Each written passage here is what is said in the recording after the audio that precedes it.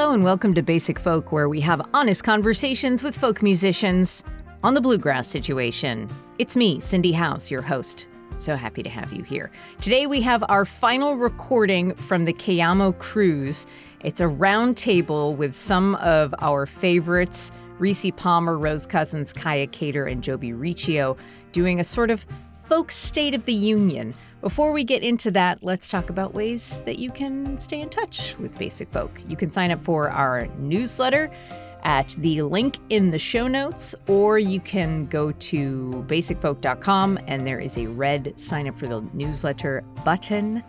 You can also follow us on social media at Basic Folk Pod. We're on Instagram, Facebook, YouTube, TikTok, mostly Instagram. And also, we are a listener-supported podcast. So if you would like to make a contribution, you can go to basicfolk.com/donate. And there is also a link in the show notes to do that as well. All right, let's get into it. Well, is this not an excuse to get the girlies together if we've ever heard one? For our final live interview aboard the Cayamo cruise, we arranged a check-in with some of our favorite folks to talk about the state of folk music, which includes folk-adjacent music. We have country artists and hosts of Color Me Country Radio on Apple Music, Rissi, Canadian sweethearts Rose Cousins and Kaïa Kater, and Jobi Riccio.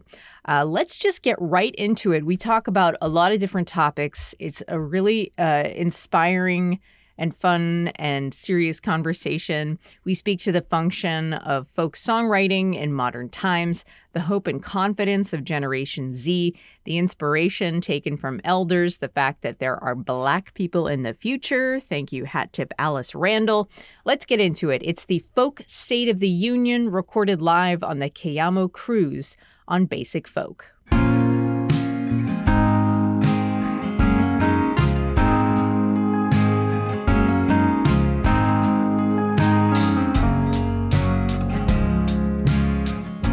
Good morning. Good morning. Welcome to Coffee and Conversation with Basic Folk. How's everybody doing? Yeah, this is the last day, so we're there. Well, thanks for coming. My name is Cindy House. I'm Lizzie No, and we are the hosts of Basic Folk on the Bluegrass Situation Podcast Network. That's right, yes. So we are a podcast. You can find Basic Folk wherever you get your podcasts. So you can open up your phone if you have the internet and subscribe now if you want to. Am I correct in saying that everybody on this stage right now has been a guest of the pod in the past? Yes. Yeah. At least once. So these are our besties on board. So we brought them on board to have a little round table. But before we get into that, I just want to say that if you are not familiar with BGS or the Bluegrass Situation, we're a media organization that have articles, video, social media, and you can follow us along at thebluegrasssituation.com or at the Bluegrass Situation on social media. And Basic Folk is a part of the Bluegrass Situation. We're a podcast. We have honest conversations with folk musicians. And we have been on Cayamo. This is our third voyage. Our third adventure with you all. Yes, so give it up for all of you for welcoming us. We'll be releasing the conversations we have recorded this week in our podcast feed, so be sure to subscribe so that you can take a listen. We talked to Dawes, Abraham Alexander, and Cassius Culpepper, and then we'll be releasing this conversation if it goes well. No pressure. No pressure. All right. So today we're asking the question, what is a folk song for? Is that the correct grammar? We have any grammar? Okay. All right. Now. I have a literature degree. I should have asked you before I submitted it. Yeah. Okay. So here we go. So first of all, let's introduce our panel. We have Jobi Riccio. Hello. Jobi. Rose Cousins. Kaïa Kater.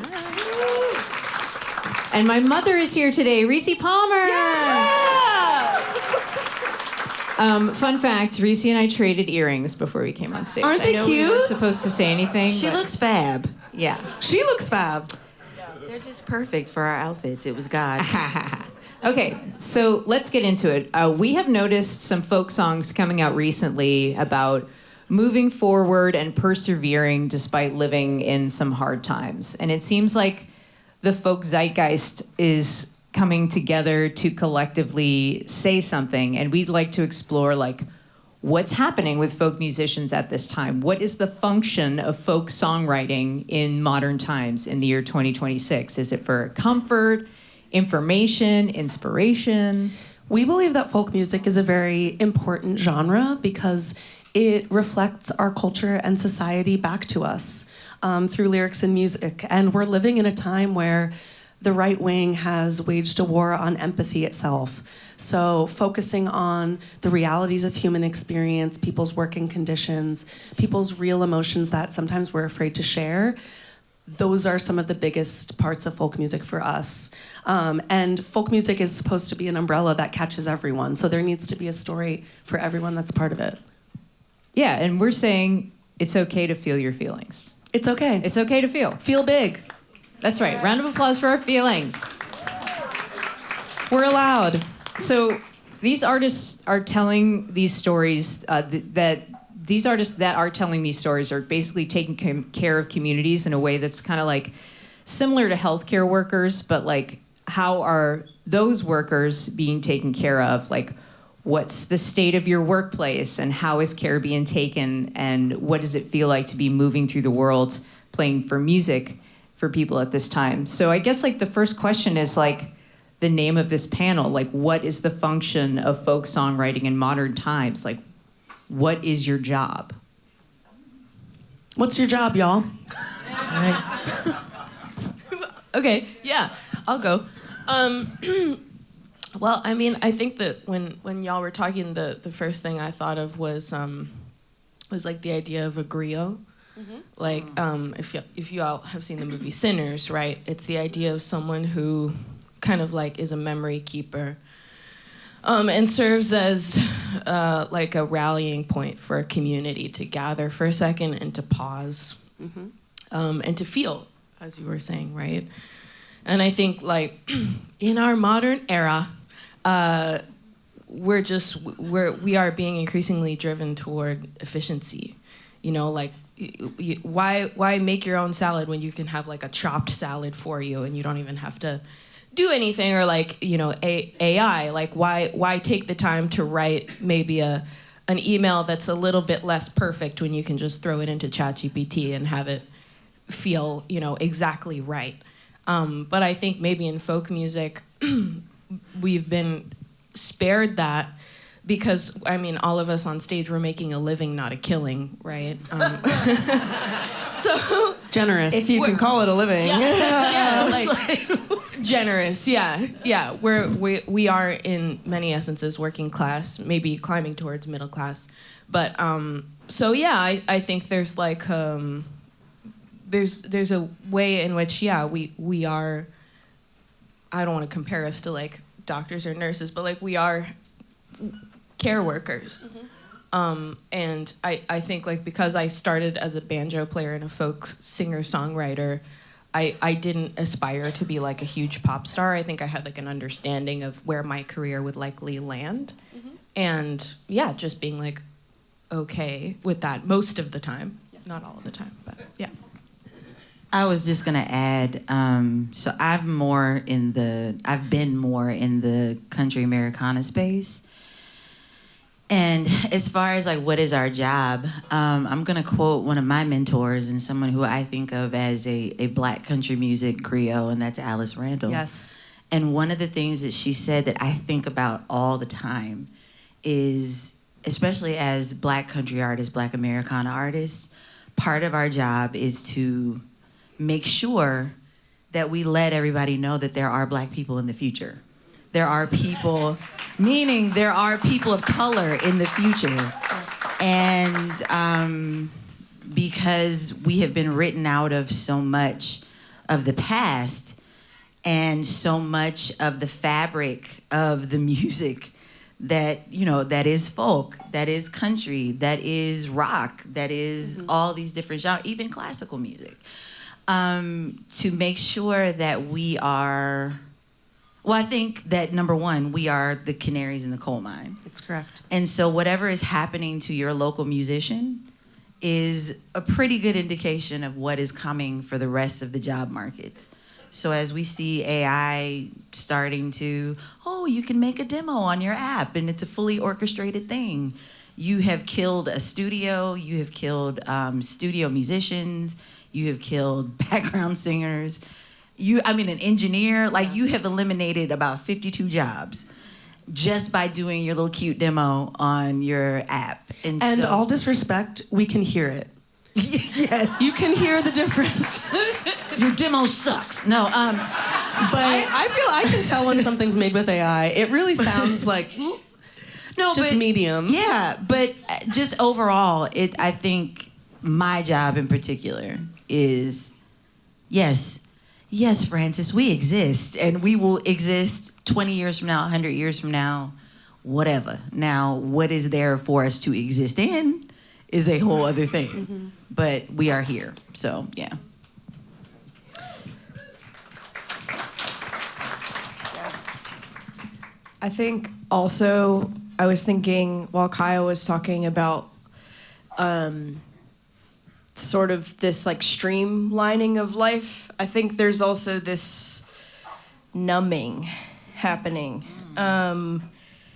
And what you guys were talking about at the beginning of it's okay to feel things, it's also important to feel things so that we can process and move through things so that we can fight against things and organize. Because I genuinely think that if we don't like rest and care for ourselves, and part of that is knowing when to step away, but also like, getting back up again and being brave enough to hope and believe in the future, because it's worth believing in and we have to. But I think that there's just like this numbing out, and a lot of it is this, obviously, because it's addictive. And I've lived with that for probably longer than anyone in this room, maybe. I got my first iPhone when I was in middle school. Humble brag. And I hate that. I hate it. And folk music is, in a lot of ways, the antithesis of that. And I hate that we're like relegated into the social media space. So go, yeah. And I know so many of you go see live folk music because I see you at the shows. So thank you. Bring the next generation with you, please. I was lucky enough I found folk music on the internet. I found folk music on the radio. And the radio is dead. Wait, what? The radio is dead. The folk music is not on the radio anymore. Unless you're listening to the syndicated Folk Alley radio show hosted by Cindy House. But this is such a good point. Folk music spreads through word of mouth, especially in our digital age. Hearing a real recommendation from a real person that you really trust is like worth 35,000 Instagram shares. Yes, and followers, because that stuff is not real. Sorry. Preach, Jobi. I love it. Rose, do you want to talk about what your job is? When you get on stage, what do you think, like clocking in? I guess I kind of just consider, like, the way that I kind of experience writing is down to, like, the microscopic parts of what it feels like to be in a particular emotion. It is so deeply uncomfortable to be in what's happening in the world, and I'm just kind of like, what is it, the thing that is connecting us? And it's likely grief, probably in its heart. And we can take that grief all the way up to whether we're talking about what's happening politically, or we can take it just right down to when we're like going to bed. We're like, So I think I consider my job to be the instigator of a connection of the people with themselves when they come, hopefully with someone that they may have come with, or that they know or do not know, but like some kind of communion with everybody and with ourselves, to be like you said, like we do have to have our emotions because they're there. If we avoid them, they're going to turn into an ulcer. So, I think that's what I consider it. Like I need that communion, and so to be the instigator of whatever soup or stew of emotion that we need to kind of do, whether it's like some kind of non-denominational church of emotion, some kind of supermarket of emotion that we go to collect, to fill our baskets with whatever we need to nourish that part of ourselves. So I have a broad and scary question that y'all can choose to answer however you want, which is that politics are not just the capital P ideals that we read about in the newspaper. It's everyday interactions that are shaped by power. It's the culture that we're all surrounded by, even when we don't notice it. And as musicians, like Rissi said, we're often the canaries in the coal mine. You guys are out there on the road, meeting hundreds to thousands of people each year, and your relationship with your audience, in a way, is a part of your politics. So, what are you noticing these days? Have there been shifts in the, political atmosphere as you're out touring? How are you feeling you're relating to your audience these days? Okay, I'll go. Okay, so it's funny for me because I've been in this since my debut came out in 2007.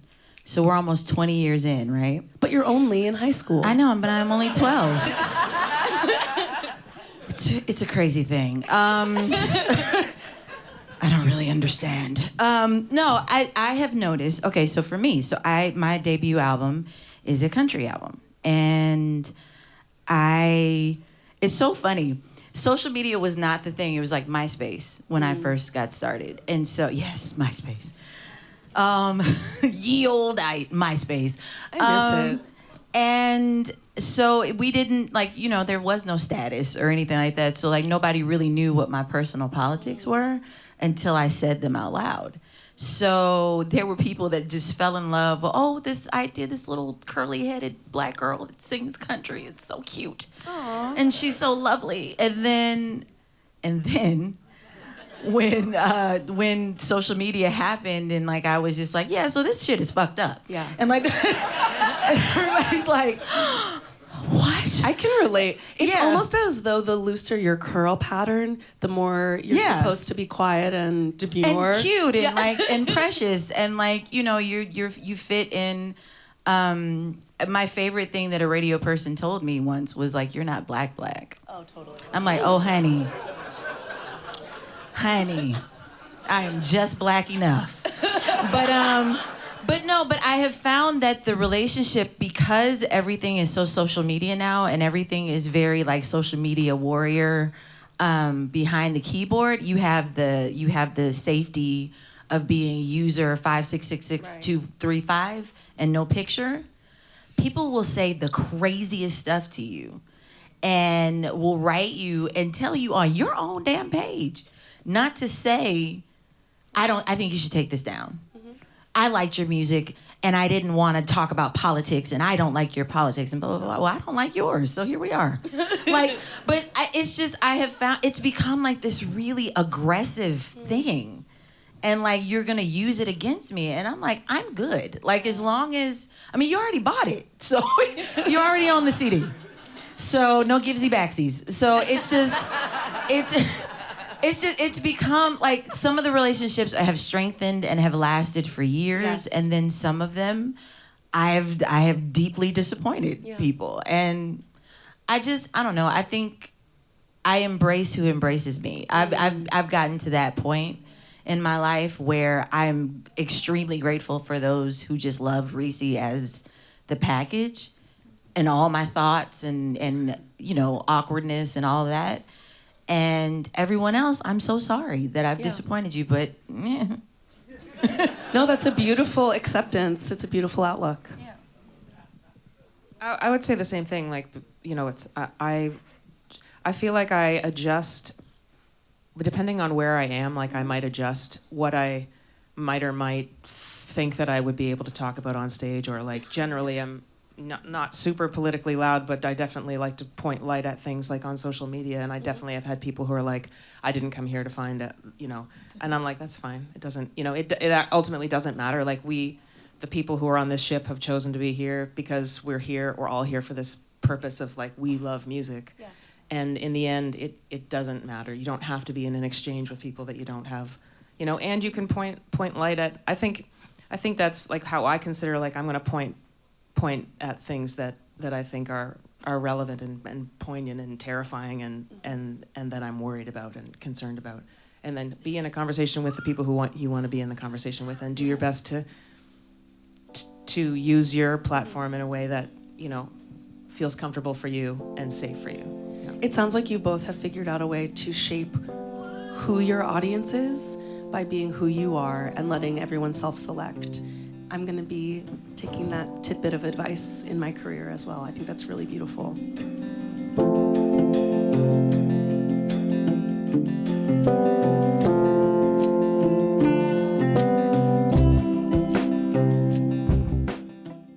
I would say that generally what I've found is that people are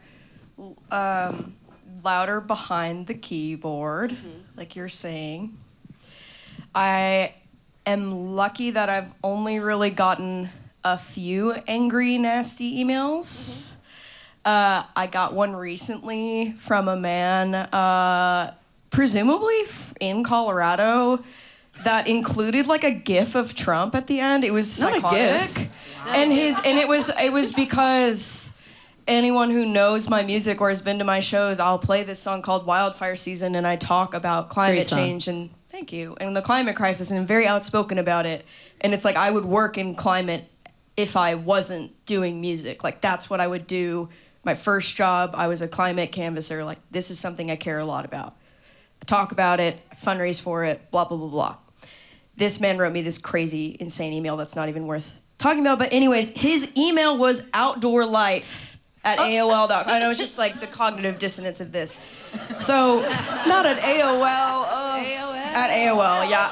I love it. That's The gift, the hatred, the AOL That's of my it all. generation. What? But like he wasn't willing to come have any sort of, I mean, I'm kind of glad because I had, you know, merchandise to sell at the table. But he wasn't willing to come have like a dialogue with me in person. Like he just wrote me this insane email. But also in general, I find that people are so relieved that I am outspoken, and they're especially younger folks who come to the show with their parents or elders, and they're like, that song or, you know, other songs that have that feels exactly how I feel right now, or that are songs about like that I have that speak to like the lockdown or other things that people in my Gen Z life have gone through. Like people want catharsis for all of this. Like they want a place to move through it, and I think they want a third space. They yearn for the town square. You know what I mean? I yearn for the town square. There was a lot of blank looks out there, but Lizzie yearns for the town square. So, like, I feel like I don't regret being politically outspoken. No one's making me do this. I'm happy to do it because I also, not for nothing, I went to shows when I was younger and I saw young femme artists doing this, modeled to me, most of them Black people, people of color, most of them queer people, speaking out, playing amazing music. I think about bands like Lula Wiles that inspired the hell out of me, artists like Carsey Blanton, like they're the model to me.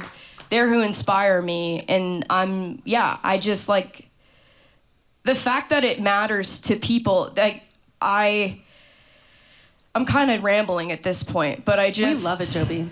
I think that, like, it means something to me to speak on something that matters on my heart. Like, I don't know. I think it's always worth it, and I don't regret it, and it's worth it to be brave and to take the risk. And I'll take every angry, weird, outdoor life email guy. Like, whatever, man. I can take it. I can block his ass. Like, it's fine, you know? I've fundraised thousands of dollars for a badass climate organization, and I'm not going to stop. Yes.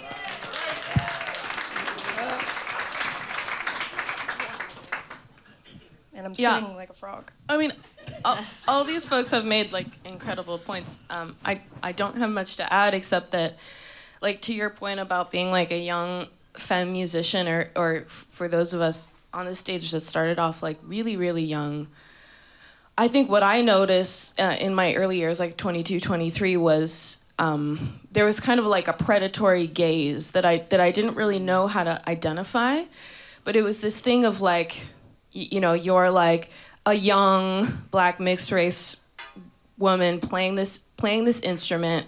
This is what we could do with you. Yes. This is if you sign this record deal, or like, if you sing this kind of particular song, or if you sing other songs, or like other songs that we want you to sing, this is where your career could go.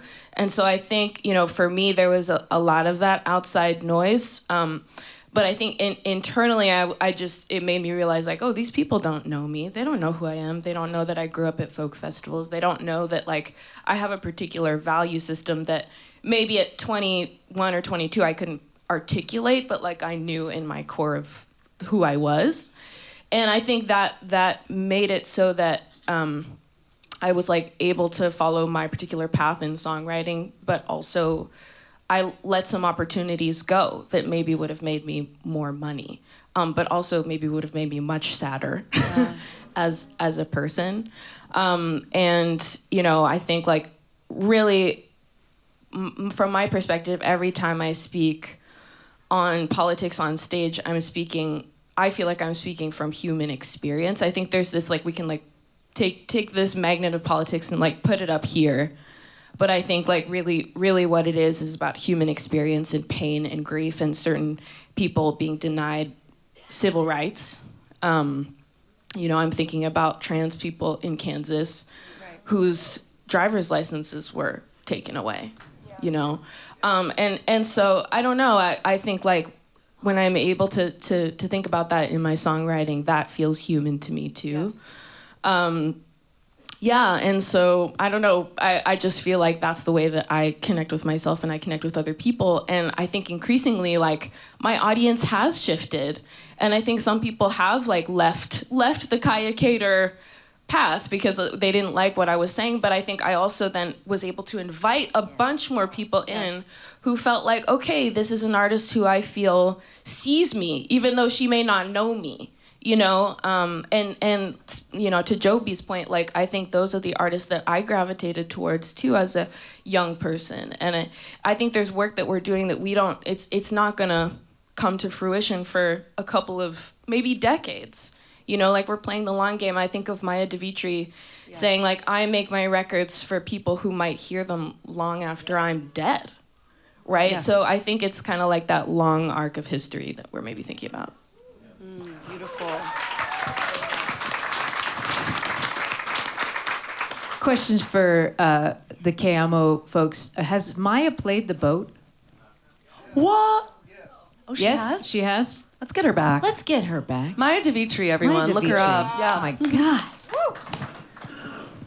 So, how do y'all feel about the progress or impacts of folk music now versus like in the past? Like, how do you think folk music helps to impact current social or political movements? There's probably an advantage to, like, when I started in the 1900s, there wasn't social media. There was, like, people were sending out newsletters, and it was really incredible. So there's this evil thing, like Jobi holding up her phone. The phone is just this like evil, horrible thing. And also, the fact that folk musicians are in the realm of sharing things just like any other genre. Mm-hmm. There is, like, it's like the double-edged sword of being able to kind of share wider and farther and quicker and reacting quickly to what things are, what things are happening in the news or what things are I think that that's probably one thing. If I think of the arc of my career, which is just about 20 years, it's the way that things can be shared is probably advantageous. Like, there is an advantageous part of it. Mm-hmm. It's also horrible. Yeah. Like, Rissi and I wouldn't know each other if not for Twitter. No, it's But true. then again, I also wouldn't know hater ass jerk 1, 2, 3, 4. Right. It's like you take the good with the bad. At AOL.com. Yeah. Right. angry man 66. No, I Traditional values and I don't like you, 189. Yes, I think that so I was born in 1981, and my parents were, very much a part of. They both grew up in Atlanta, and so they were very much a part of the civil rights movement that was going on in Atlanta. And I didn't grow up then, but like we played the music in my house, and so I grew up, listening to protest music, listening to Joan Baez and all these different people, and I see this moment right now. Now, mind you, it is not happening in mainstream music so much, but I hear it like if you know where to look and you know where to find the music. I have heard, like, especially like over this cruise, I am so grateful. I don't ever get to go see shows, and so I've gotten to see so many people play, and I have heard some incredible music about what is going on right now in the world. And so I feel, as a 44-year-old mom, I feel really good about the music that is my child. My oldest has available. I think folk music is in a really good place and a really healthy place, and I think that the future is in good hands. Mm-hmm. I'm looking at you. Yeah. And like, I'm looking at you. I'm looking, all the people on this panel. I'm looking, Lizzie, all of y'all. I'm looking at y'all because it's in a really good place. As long as everybody's feeling good about being honest and really reflecting and really thinking. That's the thing. Like, it's not just like things are bad and I don't like it. Like, it's like, ooh, drop that down. It's a hit. No, but like y'all really think about it, and like it's extremely thoughtful and it's thought provoking, and it's just like I have cried more than I probably should have this week, mm-hmm. and felt, and so I think if you look beyond your local radio station or you look beyond, what Spotify DJ sends you, and you actually like dig deep. There is so much good, thought-provoking, inspiring, sparking music that is happening right now. So I think it's good. I mean, it reminds me a lot of what I think, the 60s must have felt like. Yeah. Because everybody's, like, it touches all of us. It's going to touch all of us. And so I just, yeah. And I just one last thing, and I'm going to be quiet. Don't be quiet. Not really, but I'll kind of be quiet. The other thing, I hate to make everything about race, but everything is about race. Yeah. Go there. Especially in my genre, I see people being okay with being Black or being a person of color, being Hispanic, being Asian, whatever. When I got started in Nashville, the first thing everybody told me was not to talk about it because it's obvious. And it almost felt like I had to choose. You're either going to be a country singer or you're going to be a Black woman. But, like, you have to choose which one you're going to be. Mm-hmm. And I don't see that anymore. And that makes me really happy. Like, I see people like Pinkbeard. Yes. And he is everything all at once. Mm-hmm. And that's the way it should be. Yes. Like, that's the way it should be. You shouldn't have to choose one over the other. Rhiannon Giddens is another person that I see that doesn't choose. Like, she is all the things at the same time. And so that's really inspiring to me. No, that's beautiful. Really, it's been a change. It's really relieving, totally, Rissi, about like the seeing the confidence that young people have in sharing and the platforms that are there. Yes. Like, it really is like, if I think about when I was, starting, or even when I was in high school, like, I can't imagine having the confidence of being everything that I was, mm-hmm. or like was trying to either avoid or, you know what I mean? Like there is, I don't know, there's less need to fit in, but there's just more room. Like, there's more room for the bad stuff too, but there's just more room for, and I'm like, I'm so glad that you said that, because that's what I've been saying to my friends on the phone, to be like, I can't believe the confidence of the people in the artists in their 20s is just killing me. I love it so much. I can't even imagine being that confident. Well, something that I've learned, like, over just like being in the middle of this like beginner to more experienced artist, is that like you do get offered those deals. Like, if you can get along with X, Y, and Z group, if you can keep quiet about X and say more about X, if you can dress X, Y, Z way, there are a million ifs, you know, you can have success. And I think economically, as folk artists, we've learned there's no carrot left. There's no reward left. So you might as well be who you are from the beginning. And like the younger generations are picking up on that. There's no reward for keeping quiet anymore. Oh, and I have a question. What are some values you all have learned from your folk music elders? And like, who are they? Who are your mentors and elders? Name names.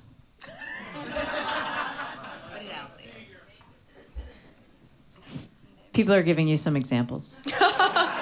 Thank you so much. Someone shouted out Pete Seeger. Someone shouted out Mavis Staples. Odetta. So many wonderful artists I'm thinking about. I actually just saw Mavis Staples at the Beacon Theater in New York. 81. Amazing. Yes. With Kaïa Diggs? Yeah. Yes. And Alison Russell. Yeah. So I mean, I guess I will say, like, the person who taught me how to play the banjo, his name is Mitch Podolak, and he founded the Winnipeg Folk Festival, and he was a staunch Trotskyite.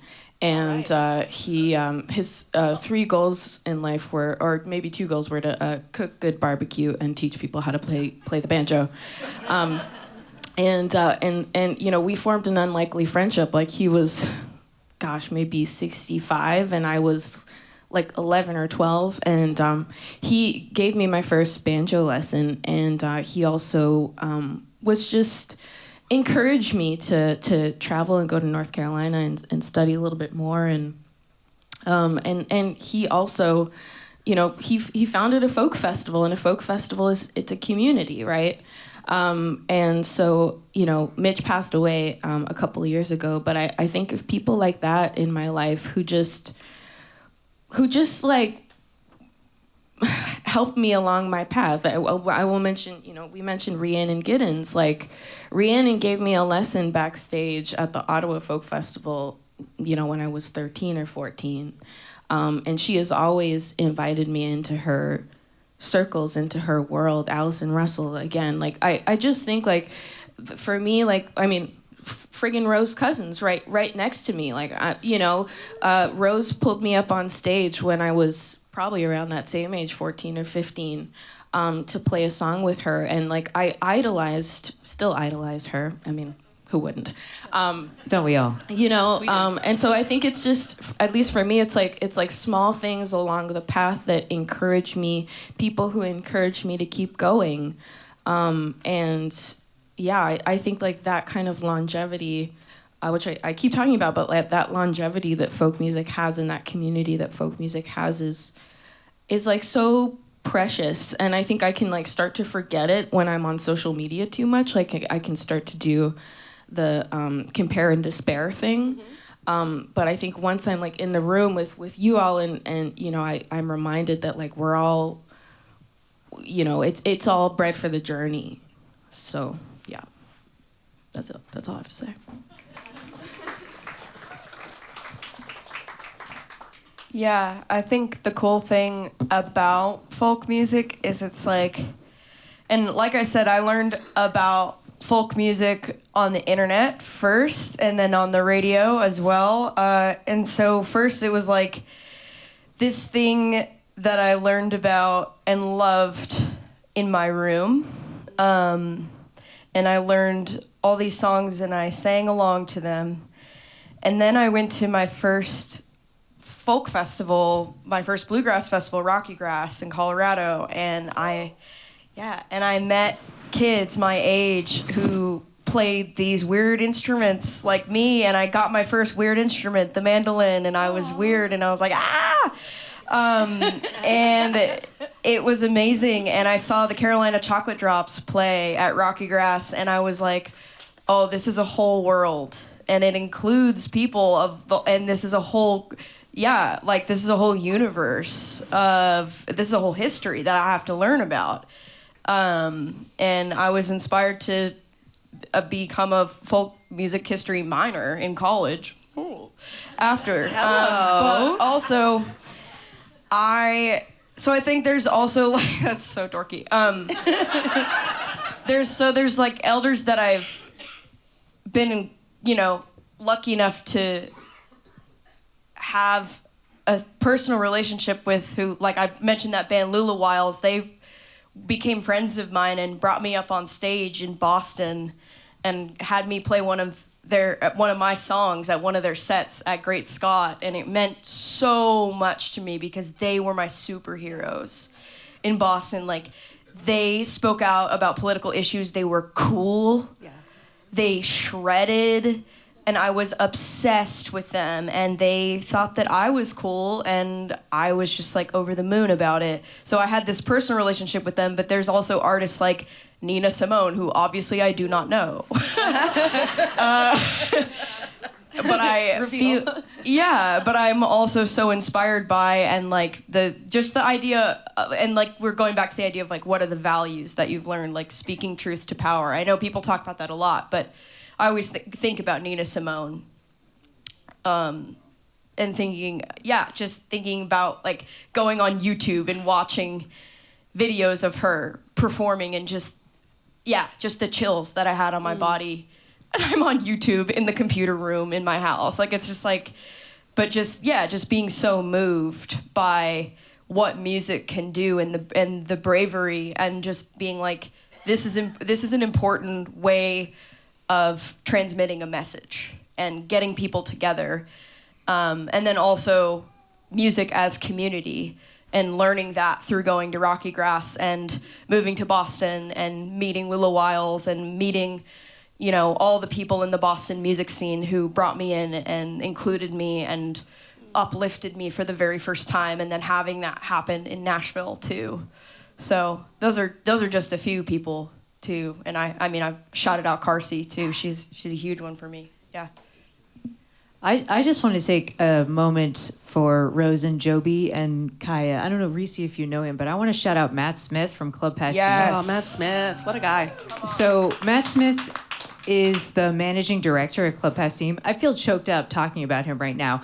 It's his 30th year at Club Passim, and he basically is, I feel like, single-handedly making the Boston folk scene vibrant. I don't know if anybody wants to take over talking about Matt so I can sit over here and cry. Oh. But anyways. I'm working with Matt on a very special event coming up soon. Yes.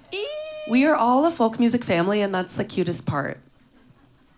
That's all I had to say. Speaking of family, I have a question for Black women.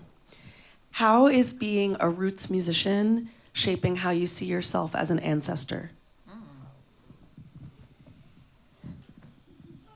No, I personally feel a very deep connection to particularly the women that came before me.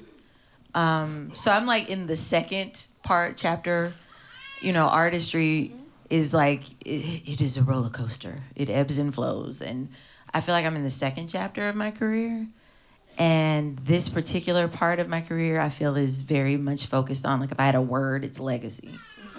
And, with the radio show that I have, I named it after Linda Martell's album, because Linda Martell and I have a very, very similar story in terms of the way things went with our first albums. And had it not been for me being able to self-fund myself and the internet, for better or for worse, I would probably be somewhere in North Carolina driving a bus and raising babies too. Yes. And so I felt like it was really important to tell that story. And so in having my radio show, Color Me Country Radio, on Apple Music Country. Listen up, y'all. Tomorrow at 2 p.m. I have had an opportunity to meet so many of my matriarchs. And in meeting my matriarchs, I think I see myself more clearly and like where I fit in all of this. You know, I've had an opportunity to talk to Anita Pointer. Rihanna's been on my show more than she probably, at this point, she's like a co-host. And, you know, and she's welcomed me in, and we have a book coming out in May. And that's a children's book, and it's about Black women and women of color in country music. It's called Color Me Country. And so, you know, and I've had Allison, I've had Kaïa, I've had you. And I've had an opportunity to talk about Ruby Falls, Lenora Ross, Lamel Prince, and Elizabeth Cotton, and so many other, Etta Baker, and like just so many different people that made it possible for me to sit up here and talk my stuff and be okay. And so, yeah, I see, I feel extremely empowered in this moment. At times when it doesn't feel empowering. And I see my place as I'm trying to create the next generation of legacy makers. Yes. And people that talk about, it's like a quilt, like quilting is in our community, like great grandmas used to make the quilts out of all the old clothes and like that kind of thing. I kind of see myself as a quilt maker. And I'm trying, everything that I do is to make sure that y'all don't have it the way that it was for me and the way that it was for them. So yeah, that's how I see it. That's beautiful,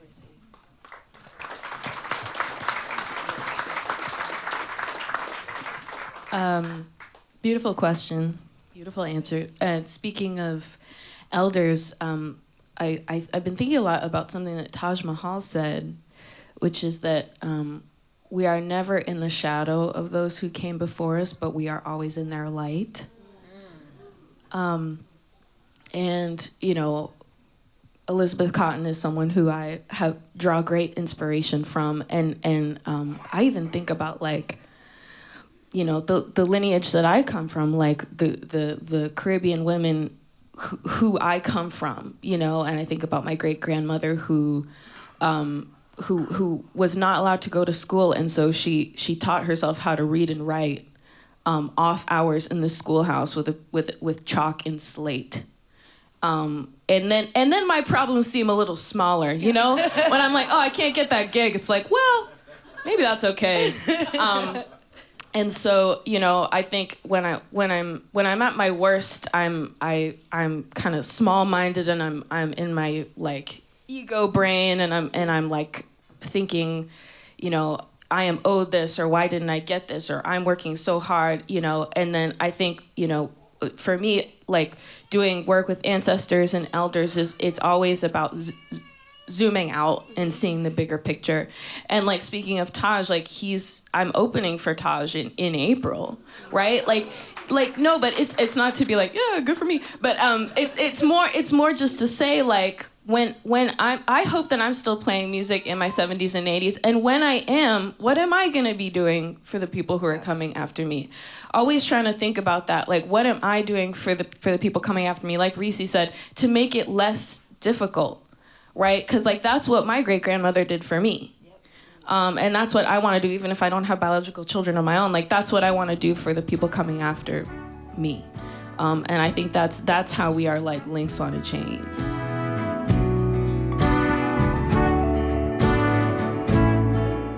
Thank you guys for joining us on this stage for So Music great. Folk. So if you'd like to share, who are you all listening to? Who are you reading? What are you watching?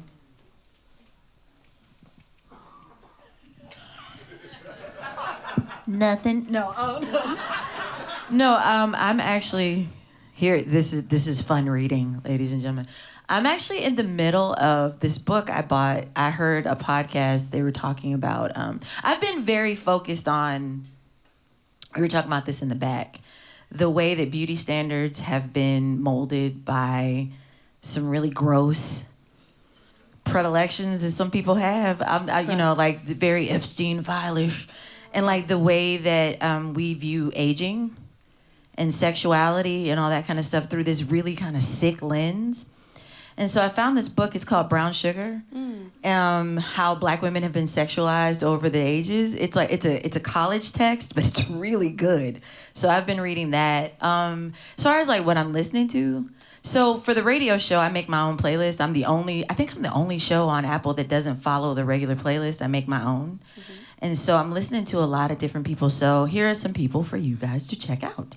There's an artist out of Kentucky. His name is Chris Linton.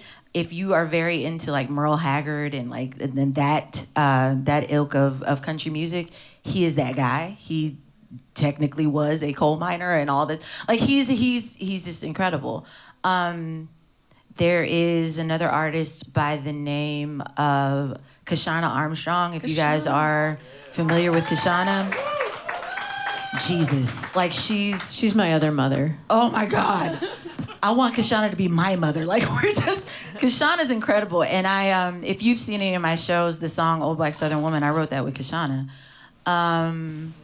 Love her, and you know any of these people up here are incredible, and I actually sent you to my daughter, and she wrote me back, and she was like, "Mom, she's so good."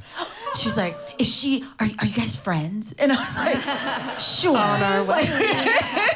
So yeah, like I like giving my child recommendations because she actually has good taste in music. Go figure. And yeah, so I you can actually, and this is not a plug for the show, but kinda. If you go to the Color Me Country playlist on Apple Music, it is literally everything that I love, that I'm listening to, that I play on my show, and it is all exclusively people of color, marginalized people, queer people, everybody. So, yeah. Everybody should be listening to Color Me Country because that is where the future of country music is being spoken about. I hope so. No, I really feel that way. So. Did we want to do a lightning round question? We want to ask you some silly questions, you guys. We didn't hear what everybody else was okay. listening to. I do want to know what you guys are listening to, but I also want to be silly. Okay, what are you listening to? I mean, anything that I might have been listening to before the boat has been kicked out of my brain for all of the stuff that I've listened to on the boat. Literally. I feel insanely like I feel like a new rabid fan of Palmyra. Yes. And Victoria Canal and Judy Blank, and I was supposed to go to the spa. I haven't gone to the spa at all because I bought this pass, and I haven't been at all because I just keep going to see music because it's so amazing. So yeah, and I'm so excited to see Joey play later because I haven't seen. What time is your set, Jobi, and where? I think it's now at 4:30. Hello? In Magnums. Great. They moved everything today. That's a new song We by are Jobi writing Riccio. some good songs It's a on hit, stage man. It's a hit. today. I don't know who just came into my body, but that was cool. I'm also reading Patti Smith's newest biography, Bread of Angels, and Awesome. yeah, it's very into like women biographies right now. This Deborah Levy has a trio of books that I just finished about like home and relationship, and Miriam Toews, who wrote Women Talking. She has this like small biographical book. It's just brilliant. I just like want to follow these women as they like wander through their thoughts. Oh, amazing. I love it. Have you read Roseanne Cash's biography, Composed? No, not yet. It's so good. I love a memoir by a great musician, especially a great woman musician. Okay, that's my turn. I will say I feel like you, Lizzie, have been turning me on to new music, specifically country music. Lizzie made me a playlist because I said, "Can you?" I want that. Yeah, give me. I am the country music girly in the friend group. I will make you a country playlist upon request. Yeah, and so I mean these are probably known names to everybody here, but I feel like Tanner Adele, Charlie Crockett. I've been like just discovering some bops. Tanner is that new. She is the next generation of country. I'm so proud of Tanner. Yeah. and I was reading Martha Wainwright's biography, which is I'm just in it for the gossip because that whole it's a family of songwriters. Come on, Kate McGarrigle, Loudon Wainwright, Rufus Wainwright, and they're all just writing songs about each other. So it's like that. This is my Kardashians. So I've I've really been enjoying that. Give those guys a show. Can I ask the silly questions now, Cindy? Wait. Joby. Joby, I want to know. Okay, I've been avoiding the question because I'm gonna butcher a lot of names. So I'm listening to S.A.S. Contreras, this album by Orlando Country. Oh fuck my life. Contrary. I think it's Contreras. I could be wrong. Contreras. Okay, I'm seeing some Yes. nods. I heard it in an Uber in Miami on the way to the cruise, and I was obsessed, and I downloaded it before the cruise. And then I have been listening to this Brazilian album, and yes, I'm looking on my phone. I got it when I was 13, so sorry. It's broken me like a horse. Listening to this Brazilian album that's got this really fabulous female guitar player. Her name is Rosina de Valencia, I think. Oh boy. You're doing and great. yeah, it's I can't the name of the album Viola en Primero Plano. And then what I'm reading, it's so good. What I'm reading is this book called There's Always This Year. Oh, Hanif. Hanif, yes. And I don't remember his last name. Abdurakib. Hanif Abdurakib. Hell great yes. writer. So glad to have a phone a friend, because I was like, I don't remember the author's last name. It's really, really good. I'm on the last chapter. It's a book about basketball and hope. And if you know me, I don't really like sports except for soccer. I was actually bullied off of my basketball team for being so bad at basketball. So it's actually amazing. Like, this just says how good of a writer this guy is. He's actually a music writer, no? Correct. Music writer, podcaster, and homie. You're friends? Okay, well, You I'm obsessed. never know who I know, Jobi I'm obsessed with his Riccio. writing. I'm like upset. Like, this is such a. I've read it in almost a week. It's such a good book. I highly recommend.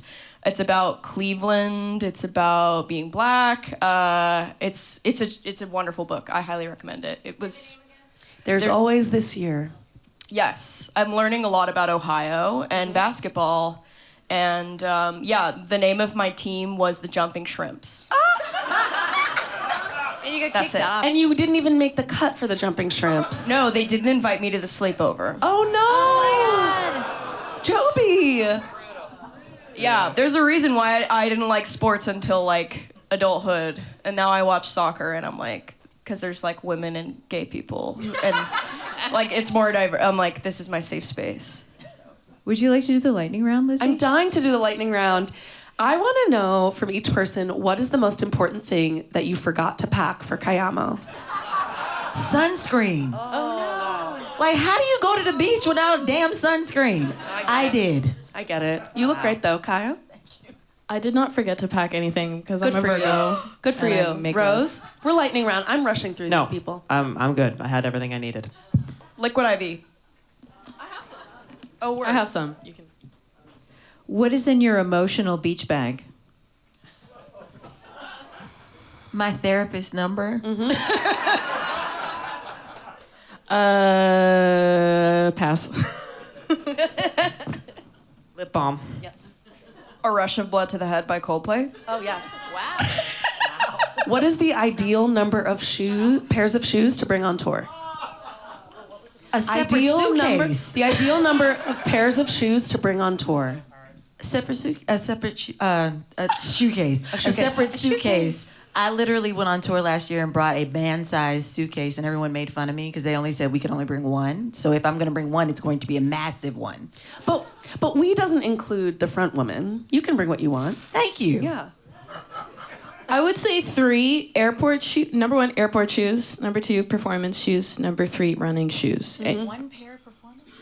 Yes, Yep. just one. No, Rissi, it's getting bleak in this generation. Austerity has hit millennial folk singers hard. Who are you people? Right.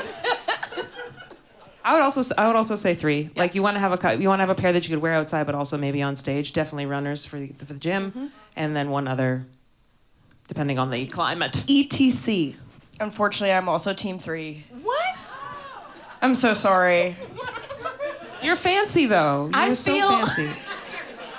Maybe I'm extra. Am I extra? As you should be.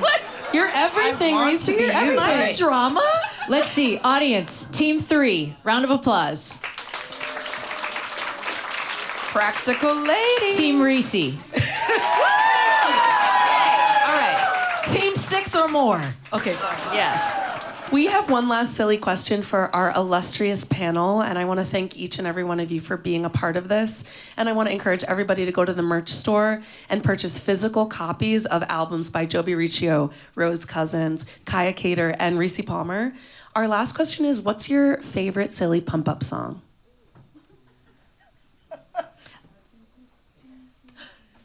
Party rock anthem. Oh, yeah. This is me doing my makeup. Party rock is in that. Like, I love it. Just, it's dumb. Yeah, I sometimes put on a song by the Wiggles. I can't remember what the name is, but it's really good. You like move your body and you hop up and down and you like dance around. It gets me out of my head. Yeah, it's good. I need a pump up song. Yeah. I have leaned into Beyonce Yes. many times, but I feel like I'm missing a piece of my routine without a pump up song. So noted. Recently, it's been that like Daft Punk song that's like around the world. Sorry, you didn't know there would be a performance of it. Amazing answers. What's yours? My pump-up song is Desperado by Rihanna. Ooh, yes. You were gonna say by Linda Ronstadt, and I was like, pump down. Pumps you up. Yeah. Pump up to get down. Down to the floor. My pump-up song recently has been one of my baby's favorite songs. It's that song that was in Juno that's like, if I was a flower going wild and free, I wanted you, my sweet honey bee. And with that, this has been the Basic Folk Coffee and Conversation. Thank you so much for This is coming. Cindy House. Thank you for being with us today. Have a great day.